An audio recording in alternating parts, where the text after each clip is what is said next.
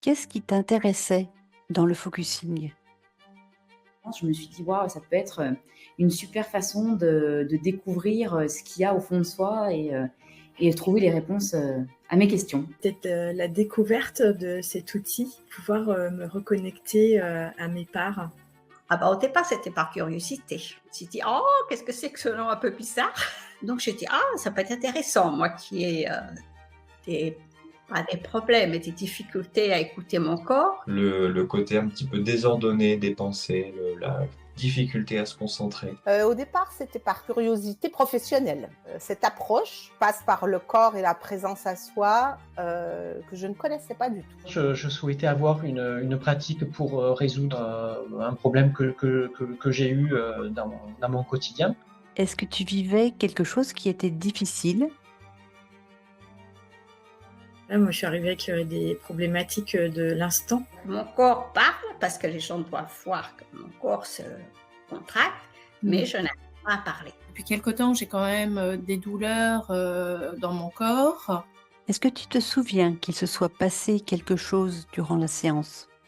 Ça m'a permis par les séances, de voir cette paralysie émotionnelle et d'accepter que mon corps il parle et que je puisse exprimer par ma voix. Je sentais que ça demandait des efforts, mais peut-être un manque de motivation. Des ressentis, voilà, avaient émergé en fait au cours de la séance. Qu'est-ce que le focusing a permis? Déjà la première séance, j'étais, conquise parce que j'ai trouvé une certaine stabilité. Alors c'est pas tout de suite après la séance, mais au bout d'1 ou 2 jours, on sent qu'on est sur un rail, en fait, sur une voie qui nous est propre et qui est la bonne. J'ai eu une question sur une des séances, la réponse que j'ai eue, j'ai pas eu de doute. J'ai été d'abord assez surprise de voir que finalement, je pouvais parler à mon corps et qu'il avait des choses à me dire. Et d'accepter que mon corps il parle et que je puisse exprimer par ma voix pour libérer mon corps. Reconcentrer, de retrouver un peu de calme pour pouvoir analyser la situation un peu plus raisonnablement, entre guillemets. Et voilà, j'ai repris contact avec mon corps. Il y a des choses dont je me doutais, on va dire. Après la séance, en fait, ça vient carrément pointer et insister sur le fait d'être dans une écoute plus attentive, une fois de plus. Il y a eu une émotion furtive, fugace et imprécise que je ne saurais pas nommer, mais qui a eu son effet. Qu'est-ce que tu as apprécié dans le processus? Le fait que ce soit hyper, personnel, qu'on puisse vraiment chercher à l'intérieur de soi. Je fais un peu de méditation aussi à côté et j'ai trouvé un lien avec la méditation, mais quelque chose qui est encore plus approfondi et qui permet vraiment de se connecter avec la petite fille intérieure, qu'on a du mal, enfin qu'on n'arrive pas seul en fait à aller chercher. Il faut vraiment l'aide d'un spécialiste. Ta guidance dans le ressenti, mais sans extrapoler. Et on arrive en fait très rapidement à se sentir à l'aise. On se sent jamais perdu, lâché. On est toujours là avec notre petite corde de sécurité au cas où on ait du mal un petit peu à retourner dans l'exercice. Et ça, c'est très très confortable. Il est totalement là pour nous et en fait, c'est nous qui le faisons.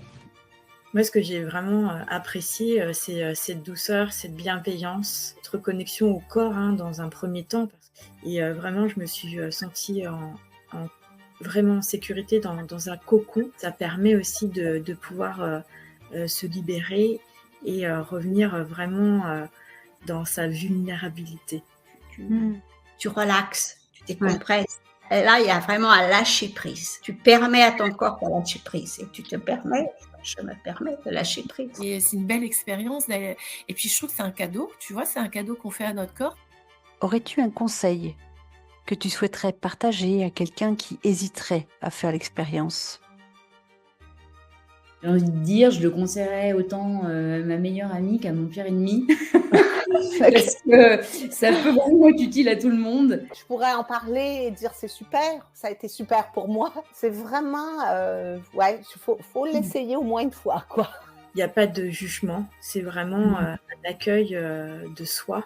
Et Laure est très bienveillante, donc voilà, il y a pas à avoir peur du regard de l'autre. Accueillir ce qui se passe dans le présent, c'est quelque chose que j'ai trouvé en commun à pratique que je trouve vertueuse. Peut-être que la personne a déjà essayé différentes techniques et que celle-ci, elle sera celle qui lui permettra d'aller un petit peu plus loin. Ça peut être qu'une expérience agréable, entre guillemets. Je pense qu'on n'a rien à perdre. Parce qu'on a à perdre si on n'essaye pas. C'est comme rester enfermé dans sa grotte, c'est bien, mais arrivé à un moment, il faudra bien sortir de la grotte. Ça ne coûte rien, ça n'est pas dangereux, et il suffit d'aller voir des gens qui ont fait, et ils sont mieux après, ils ont empiré, entre guillemets.